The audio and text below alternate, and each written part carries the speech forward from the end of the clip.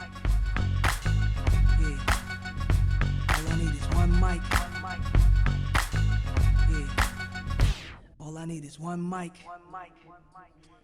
Hey everybody, welcome back to One Mic, where I watch shit so you don't have to. And today I'm here to talk about Season 3, Episode 7 of HBO's Succession, entitled Too Much Birthday. The episode title is kind of obvious, you know, that there's very clearly too much birthday shit just going on for Kendall this week. But I watched the little after show. They do the interviews with a lot of the actors that comes on after after the credits. Then you have like the preview for next week, and then they have like this little kind of like behind the episode kind of thing. And I watched that, and the showrunner, who's I don't know why his name escapes me right now, but he talked about how it's actually based off of a Berenstain Bears book called Too Much Birthday, which I'm vaguely familiar with, but I looked it up online as well because I used to read I didn't used to read. My father used to read the Berenstain Bears to me when I was a kid. And I looked it up, and it was just basically kind of like the same thing as this episode where Sister Bear was having her 6th birthday, and the birthday party is kind of like just too much for her. There was just all kinds of things going wrong that she didn't like, and she kind of had a little temper tantrum, and that's pretty much what happened here. So again, very on the nose with the titles. And when I say on the nose, I don't mean like it's like too obvious or something like that, but I mean like they put a lot of work and thought, I should say, into what they name these episodes to make it so that they really do reflect the events of the episode. So I dig that. So what I mainly want to talk about for this episode is Kendall. And that's because I think Kendall is such an interesting character, and they continue to kind of like showcase that in these episodes where you kind of get to see the real Kendall come to light, which is something that we very rarely see in this show. And I kind of coined this term last night when I was watching it, because I thought this is how Kendall behaves, and I thought this is the perfect way to describe how Kendall acts. And the term that I use is that Kendall trolls himself. And I think that's such an accurate way of describing Kendall's behavior, because Kendall is somebody who has the part of him that he shows outwardly and the part of him that he really feels on the inside. But then he kind of interchanges those, and it makes it difficult to read how Kendall's really feeling, because it's like, okay, is Kendall being serious right now, or is Kendall trolling the perception of him? And I think that's what makes Kendall so interesting, is because since you can never really tell which one is the case, when you get the Kendall truly opening up and being vulnerable, it makes those scenes hit a little bit harder. So, you know, this week we had the opening sequence where he's preparing to sing this Billy Joel song, and it's like he's looking just bland, drab, lifeless, an incredibly lifeless performance. And I'm sitting here watching, and I'm like, is he being serious? Like, does he think this is good? Does he think that this is like gonna be like the big moment at his birthday party, like the L to the OG song that from last season? Like, is this gonna be that to him? And then he stops, and Naomi Pierce is kind of just like, yeah, and he's like, it's good, right? And he goes, yeah, and he's like it's funny, right? And I'm like, okay, so wait, he wasn't being serious, like, and that's what makes Kendall so interesting and weird, is that like he's so multi-layered, because you look at that practice performance or whatever, right? And you look at it like, okay, is he just like depressed and this is just like a lifeless rendition of this song that he wants to do? Then he goes, it was funny, right? And then you think, okay, well, is he making fun of how he's perceived? And then it makes me think like, but was that real though? Because that is how he feels deep down. So it's kind of like him expressing how he really feels deep down, but like as like a parody of himself. Like he wants to pretend like that's not how he really feels, or like it's like he's in on the gag, but in reality that is how he really feels. And he's kind of like testing the waters, like are they going to say it's good, or are they going to say it's not? If they seem tepid, I'll say it's a joke. If they say it's great, I'll say it's real. It's like it's so his entire self-worth is wrapped around how people perceive him. And you see it throughout this episode, you see it throughout the series, even comparing that scene to the L to the OG scene from season 2, and he's so unaware of how goofy he looks. And then now in this episode, he's hyper aware. Like, okay, like he knows, like, okay, this is kind of, this is how I really feel. This is me putting it out there.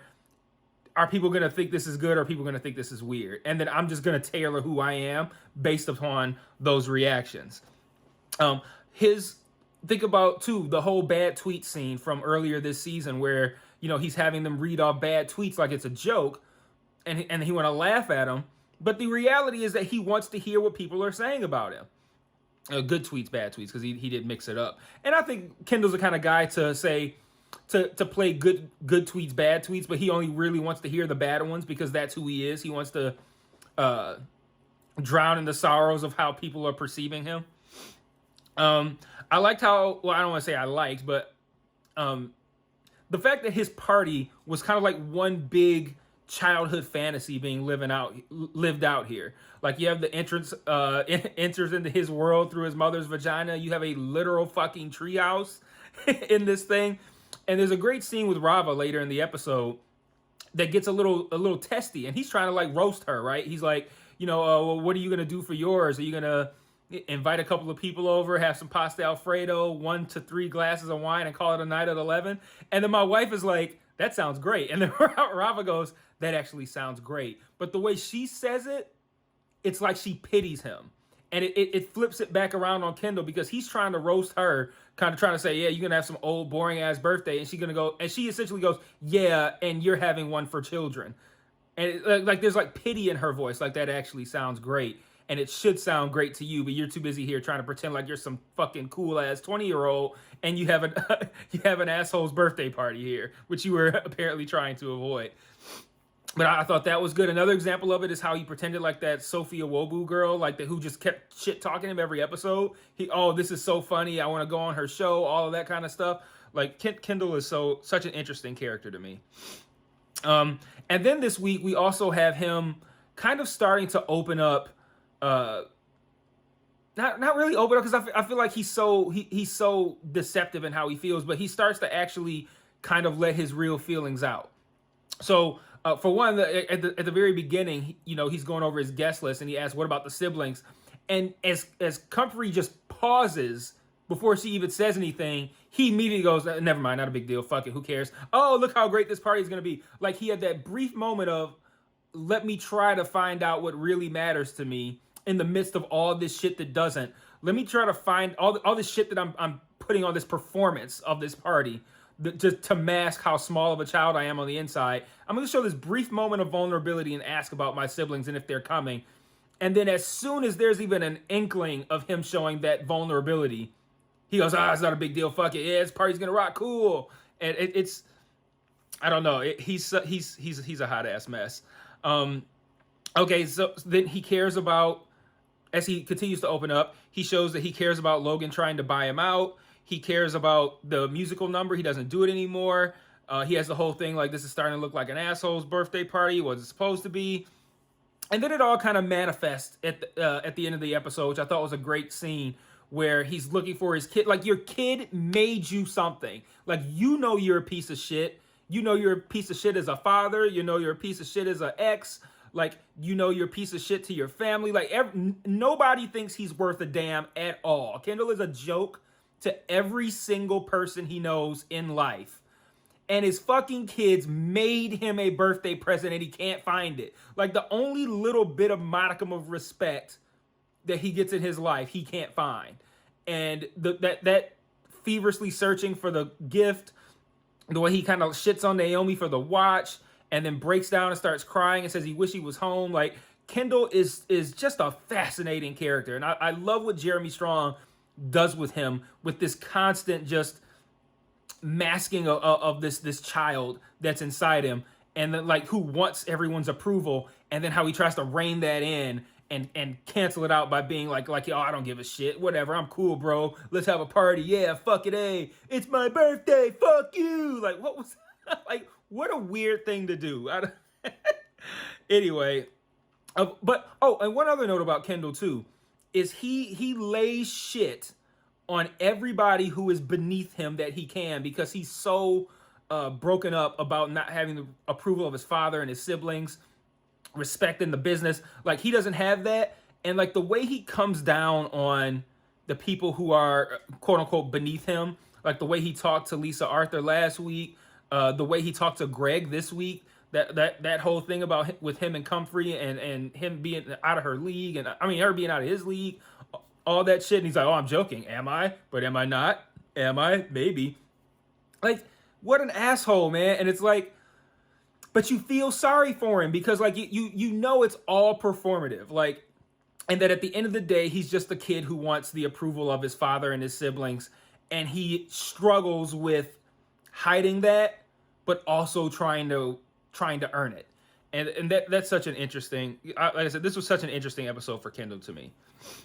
So moving on, I've spent the entire first 10 minutes on Kendall, deservedly so. He's the only character that you could have essentially a whole episode that it's about that character, and it's going to be interesting. But so they want to woo this Lucas Matson guy who owns this tech company, Gojo, and you know it's more about kind of like revisiting, and there's a lot of revisiting in this episode in this season in a way, but that it's kind of revisiting the whole thing about Waystar trying to kind of like move into the digital, right? Because we had the whole thing with him trying to buy Pierce last season, or maybe that might have even been season 1 for all I know. And you know, that was always kind of looked at as like, why are we going after Pierce? Like, we need to like that shouldn't be our focus. And then Pierce gets brought back up again after this Matson guy from Gojo decides he's gonna no-show this meeting and send, you know, whatever, you know, his others, you know, higher ups in the company or whatever on his behalf. And Logan takes that as a slight. And he just goes, you know, well, fuck this Matson guy, fuck Gojo. Let's go get Pierce again. Even I rolled my eyes, like, seriously, with the Pierce shit again? Like, what? And it shows how out of touch Logan still is. Like, even when he has these moments when it's when you're in battle and he needs to be cutthroat, he's like the best fucking like mind that there is on how to get out of shit and how to make the right moves. But when things kind of calm down, he's still making questionable decisions. And trying to drive toward getting Pierce again was like I reacted the same way as Roman and Shiv did. Like, what the fuck? Are you serious right now? So they say that they will woo Matson at Kendall's birthday party. So now they're gonna go to it, which they weren't gonna go before, but now they have a job to do. They're gonna go do that. And I think that was an interesting kind of setting up of what was going to happen with Kendall later, because we know Kendall wanted them there because we heard him on the phone asking Comfrey if his siblings had signed up. We knew that they weren't going to go, but now they are going to go, but they're not going for Kendall. So we already know that's going to go a little bit left. The second biggest thing of this episode, well, I don't know, it kind of depends on how you rank them, but for me, the second biggest takeaway I have from this episode is how massive of a prick Roman is once he's in his father's good graces. Roman treats everybody like shit in this episode because he's back in his father's good graces. Like, we had the whole thing with him convincing Mencken, well, selling Logan on Mencken. Was that last week, 2 weeks ago? I can't recall. I think it was last week. He got another win somewhere. Well, that I think he got 2 wins in that same episode, actually. But he got a shout out from Logan. Then we find out this week that he worked with Logan on this buyout of Kendall's shares in the company. We also find out that he knew about Kendall's family being surveilled, which Shiv did not. And then Roman also wins over Matson when he finds a way to get into the treehouse, which him and Shiv were stopped from doing. He finds a way. He somehow manages to connect with Matson and win him over, despite Matson being very insistent on his dad dying soon. But he does that. They have the weird pissing scene on the phone while the website loads and all this kind of shit. So Roman got like 3 wins, and all of them undermined Shiv. Like, Shiv wasn't involved in the buyout. Shiv didn't know about the surveillance. And they both went there to win Matson over, but Roman did it by himself. And that level of win that Roman has experienced both in this episode and last week caused him to say some terrible things to people. Like, and granted, Shiv deserved this, but he comes down on her really hard about the idea of her not being happy about Tom not going to prison. And we're going to talk about Tom, trust me. Tom not going to prison. Like, we see when it's first announced that there's not going to be any jail time, they're just going to have to pay a fine. we see her kind of like sip the champagne, and then we see Roman comes into focus in the background looking at her. And then later at the, outside of the treehouse, or no, this might have been in the treehouse actually at this point, Roman really lays into her about not wanting Tom to not go to prison. Yeah, we'll word it that way. Talking about all the guys she was gonna fuck while he was in jail and all this kind of shit. And I've been saying all season, Shiv is putting no effort whatsoever into talking Tom out of going to prison. She clearly is okay with this happening. Roman insinuates that she wants it to happen, which I can't really argue. She didn't show any level of excitement for him not going. She never tried to convince him not to voluntarily go. None of that. But he really lays into her, and then he goes even farther and lays the whole like male chauvinist kind of like sexism toward women in business kind of thing. Like, in the sense of like the men had man time and decided that it was okay, sweetheart, you don't have to do it. Like he really rubbed it in, and it was brutal. And like I said, Shiv to me deserves that because I don't like how she's done Tom, but man, Roman is a cold-blooded motherfucker. And then Kendall comes up, and then he like shit talks him, talking about you lost. And he's like, Gojo was my idea. Then he pushes him down, and like how the ultimate disrespect is getting pushed down. And especially when the person doesn't do anything about it. Like the time that I think about the most, if you ever seen Above the Rim, it's Above the Rim, right? Yeah. When Tupac's character Birdie pushes down Marlon Wayans' character, and he just looks, and everybody's laughing, he just looks ashamed, and then he later, I'll spoil it. He later comes back and shoots Tupac's character. Like that's what that felt like. Like Kendall might get up and like beat the shit out of Roman. Like, and I still think that's on the table. I thought it was gonna happen in that scene, and Roman even says, "Hit me." It didn't happen, but Kendall and Roman coming to physical blows, I think is still on the table for these final 2 episodes. But let's see, what else did I have here? So, like I said, we find out Tom's not going to jail. Tom has a great scene where he like has this like scary celebration in Greg's office, flipping over his desk and kicking things and jumping and woohooing and all that kind of stuff. Greg's terrified. That's pretty cool. We could tell, I think, that Tom knows that Shiv isn't exactly happy about it, and they've had all kinds of issues up to this point. I'm still waiting for the Tom to blow up on Shiv scene. It's going to be fucking epic. I hope it happens next week. I can't wait. Tom is going to blow up on her, and she's going to fully fucking earn it. Let's see. So I think those are the main things that I wanted to talk about. I didn't talk too much about this, but I will briefly. Shiv's very... I guess I'll just say she's upset, but like Shiv, I guess like ranking higher in her priorities, all the stuff about Matsson and Logan's approval, all that kind of stuff weighing on her way more than her husband going to prison, I think is interesting as well. Shiv has had a really bad couple of episodes because it's one thing to lose. Shiv's had a bad season. It's one thing to lose. It's another thing to lose to Roman. It's another thing to lose to Roman and constantly to the point where Roman now gets to shit talk you every chance he gets. So Shiv's having a rough season, but fuck Shiv, I don't even care. So, all right, couple of thoughts that I have before I wrap up here. One, that accent, what the fuck accent was that Greg was doing with Comfrey when he was trying to ask her out? This weird like medieval Renaissance Game of Thrones kind of fucking thing. Like Greg is fucking incredible. And the way he looks scared when Tom was celebrating in his office, incredible. I love Greg. I was actually kind of remorseful over not seeing the Billy Joel performance. If it was just the song, I wouldn't have cared. But I really want to see how he's going to incorporate that cross. But I don't know what was going to happen there. But it had, to me, L to the OG Part 2 vibes. And I was ready for it. It fits the episode to have him not do it, to have him come to that realization of like, okay, I'm having that asshole's birthday party. But I was kind of sad about not seeing that and about not seeing Tiny Wu-Tang. Like if he was going to roll out some black midgets and have them dress, he can't say midgets, I'm sorry.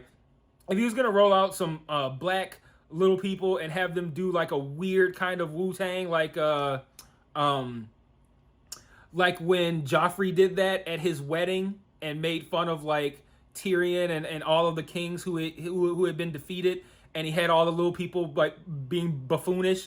Like, was he gonna do something like that where it's like shitting on little people and black people and rappers? Like, it's gonna be cringe across the board. I don't know what was gonna happen with Tiny Wu-Tang, but I'm kind of sad we didn't get to see that, even though it fits within the narrative.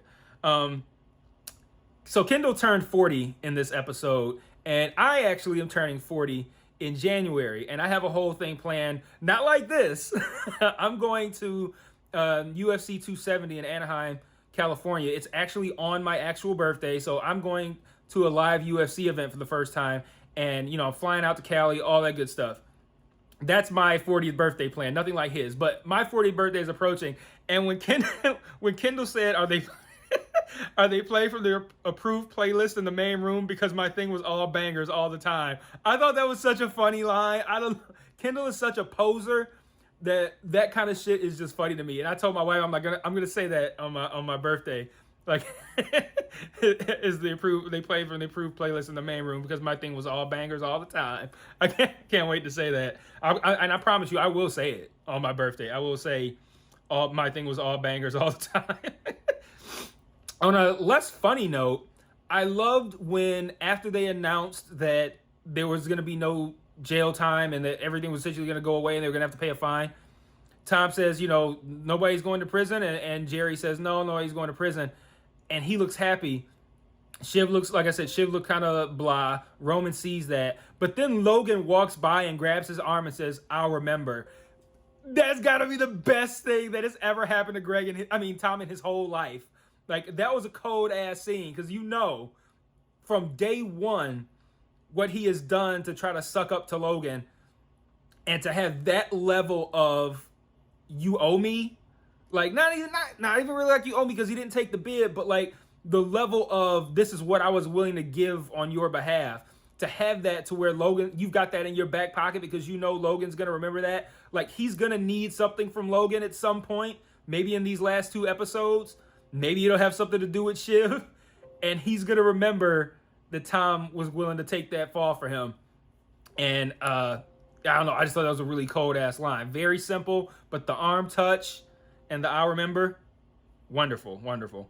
I liked when Tom and Greg were arguing at the party about Comfrey, and Tom's like, she's totally out of your league, yada, yada, yada. And then Greg goes, how did you get Shiv? She's out of your league. And I'm sitting there like, that's a good damn point.